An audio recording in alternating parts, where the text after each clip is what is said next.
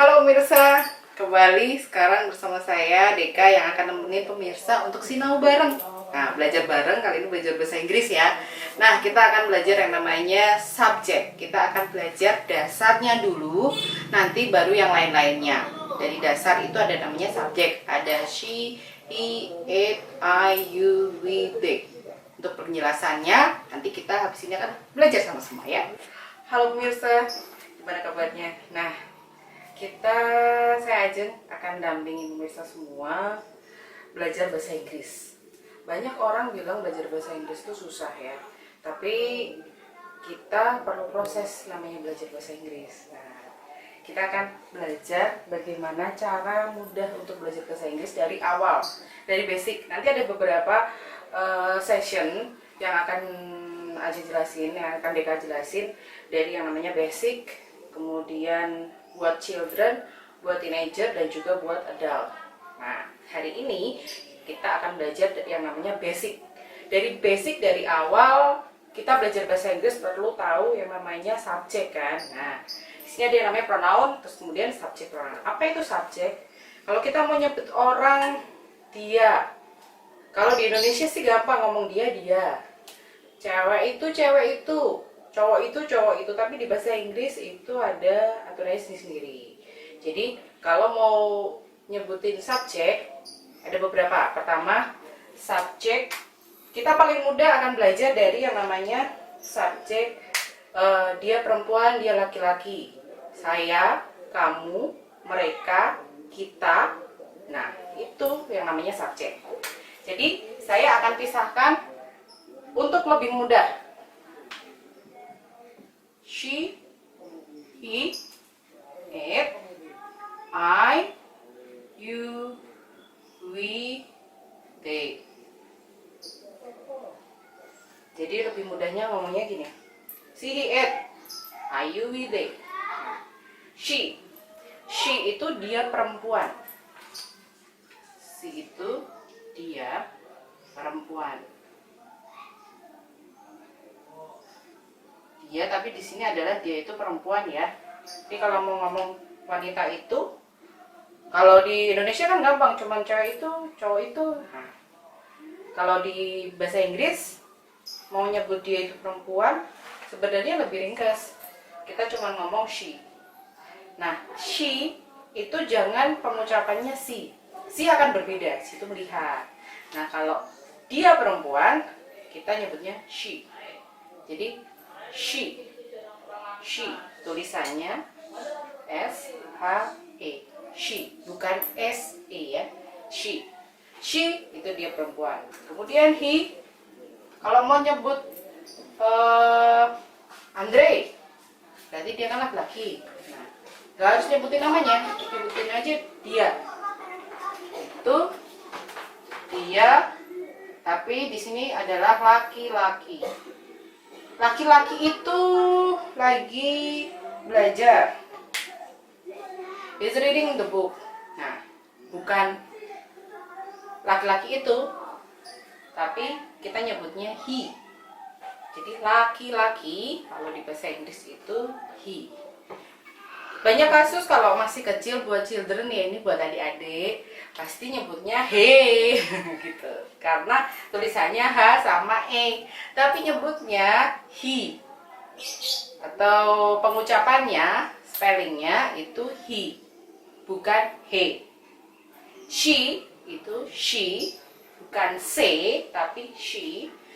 Kalau dia laki-laki itu he, bukan he ya, walaupun tulisannya H-E. She juga S-H-E. He. Kemudian selanjutnya yaitu benda. Kenapa di sini ada benda? Ketika kita menyebutkan suatu barang, kalau di Indonesia gampang sih ya, itu meja, itu kursi dan sebagainya. Tapi kalau di bahasa Inggris kita lebih diringkas benda atau animal, binatang. Ya. Jadi selain human, selain manusia, itu kita pakai it. Jadi it itu bisa berupa animal, bisa berupa benda. Selanjutnya I pasti sudah tahu. I itu saya.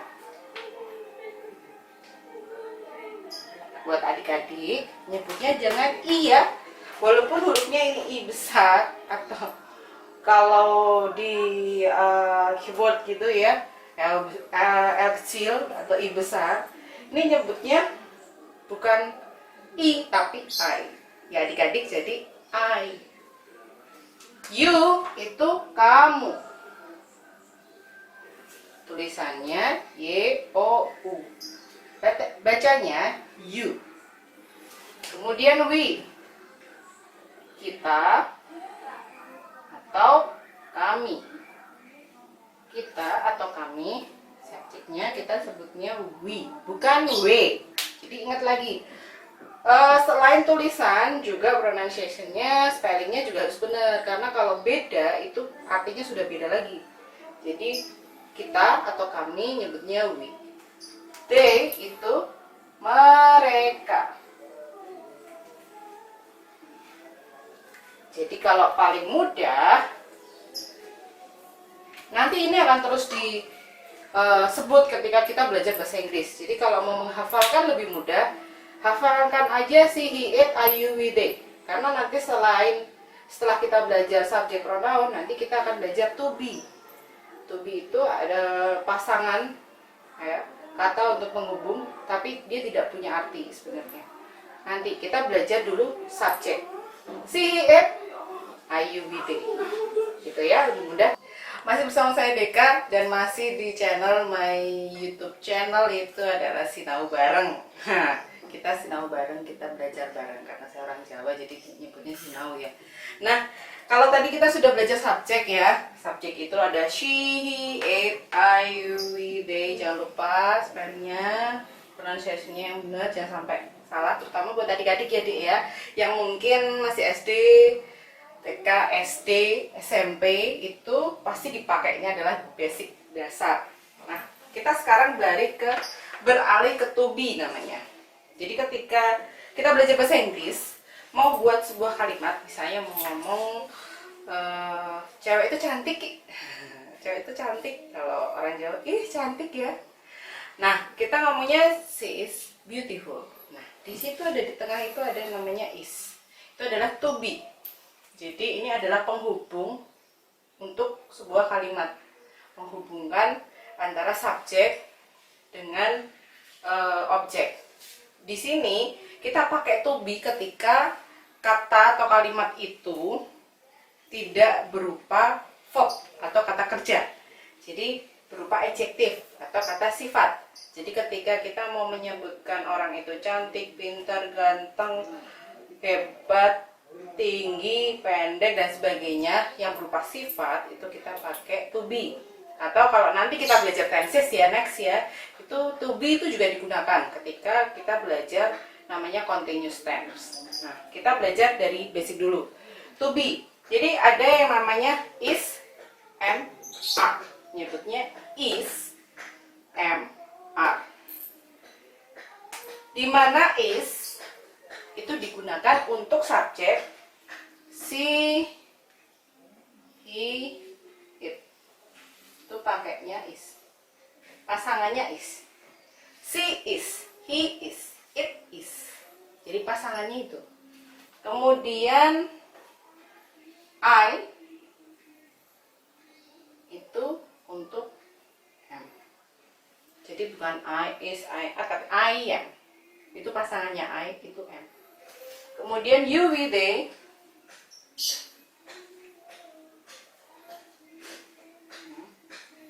Ini are. Nah, ini pasangannya. Seperti saya bilang dari awal ya, kalau kita akan pisahkan penyebutannya, jadi biar mudah diingat. She, he, it, I, you, we, they. Nah, she, he, it itu satu kelompok, itu to be-nya is. She is, it is, he is. Kalau I, pasangannya am, to be-nya am, I am. Untuk you, we, they, pasangannya are. You are, we are, they are. Jadi nyebutnya are.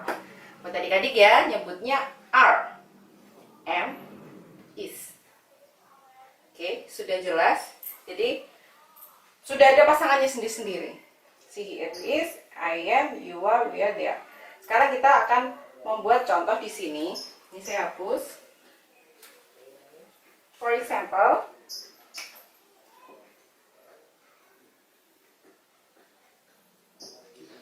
kita coba salah satu di sini ya. Wanita itu cantik.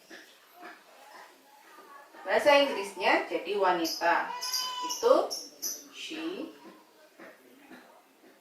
cantik. Tadi si pasangannya apa? Is beautiful. Beautiful itu cantik. Jadi inilah kegunaan to be di sini. She is beautiful.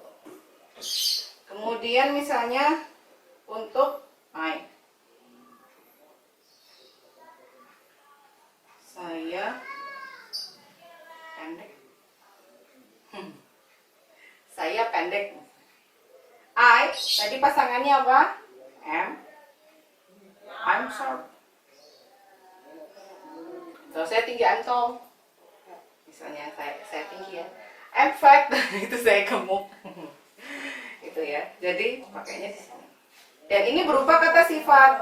Short, beautiful itu sifat, bukan kata kerja. Pakai yang jamak.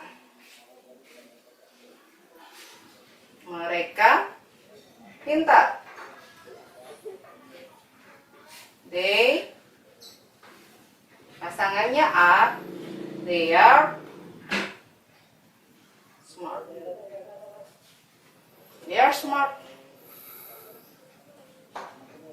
They are clever. Ada yang nyebutnya pintar itu smart, ada clever, banyak ya. Kita pakai contohnya smart. Nah, ini dia yang saya lingkari adalah kegunaan to be di sini. Ini pasti akan dipakai nantinya. Jadi, subjek dulu, subjeknya apa? Ya. Kemudian to be itu dipakai di sini. Setelah itu baru adjective. Karena tidak ada kata kerja ya. Ini beautiful, smart, dan sweet. Oke, sudah jelas. Jadi kita tadi sudah belajar subjek, kemudian kita belajar to be. Nanti subjek pronoun itu ada namanya subjek pronoun, possessive pronoun, kemudian objective pronoun, masih banyak. Itu akan nanti kita belajar lagi, sinau bareng lagi di session-session selanjutnya. Jadi ini cukup kita belajar subjek dan juga to be. Ini bisa untuk SD, SMP, SMA. Next, kita akan belajar untuk yang children ya. Jadi yang namanya spell, kemudian alfabet. Nah, dari situ, dari lebih dasar lagi nanti kita akan belajar bareng-bareng. Tetap di Sinau bareng bersama saya Deka. Jangan lupa subscribe, like, boleh komen untuk atau tanya-tanya, silahkan di channel ini ya. Jangan lupa subscribe and like dan share. Jangan lupa ya, bagi ilmu itu untuk yang lainnya, siapa tahu berguna. Oke, see you next time. Tentu saja di Sinau bareng bersama saya Deka. Sampai jumpa.